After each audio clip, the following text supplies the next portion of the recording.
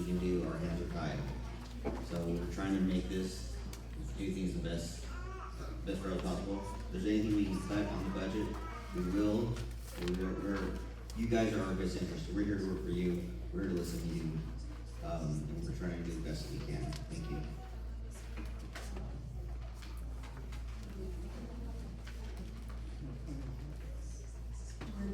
To answer some of the questions. Some of the questions, this is just an estimate. What we've already spent, because what was already there, we can't change. This budget has been in place since 2018. What happened 20 years ago and the way the budget was displayed, I have no idea of how that was put together. But this particular budget, this board, this staff, just continued on what the previous has had. 2021 and 2022, we did do an audit. We had a deficit of $394,000. So this community is still drowning and still trying to come forth to try to get out of that deficit. There's a report out there. Previous board was aware of that previous audit report. We have a new auditor. The auditor is saying that those are inconclusive because not enough information was provided. But this budget is the same budget since 2018. These categories are the same categories. The only thing we've done is add to the left-hand side just a little bit more detail of what these items are. There's always been 4 employees here. I don't know how we're not aware of how many employees, but it's been 4 employees. We are part-time. We don't get any benefits. As per communication, can communication be better in Spanish? Most definitely. It's very difficult. We do get most of our information out, and it is bilingual, but we need to do a better job, and we recognize that. But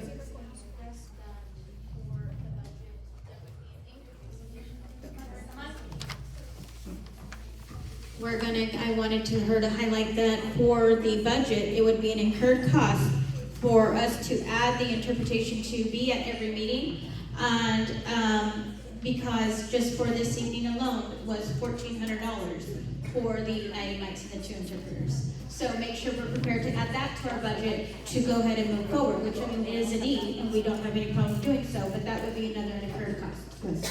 And we do have an itemized item, which is communication, and that falls under sending any type of information out to residents, delivering it, mailing it, whatever we have to print, that falls under communications as well. As for the charging of late fees, since COVID, we have not charged late fees. I understand people state that they pay their bills. We got half that pay their bills on time, and we thank you for that, and we have the other half that is not. And we have incurred costs that we still have to pay. It's a business, it's not it's a business. We have to pay what we've incurred. Mid-Valley, whether you pay us the water bill, which includes Mid-Valley disposal, we still have to pay that. We have a contract with them. So I understand the frustration to those that do pay on a timely and a monthly manner, but there's the other half that don't, and we're having to be a little bit more sustainable on where those fees and those charges are going to be taken care of. As to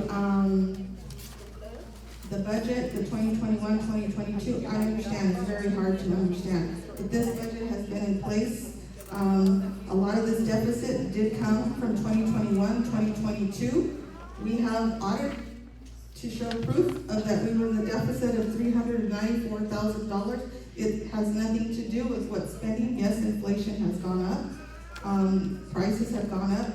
But in order to operate the water, the good drinking water that Biola has, unfortunately, pricing goes up, operations go up, and that's where the costs have incurred.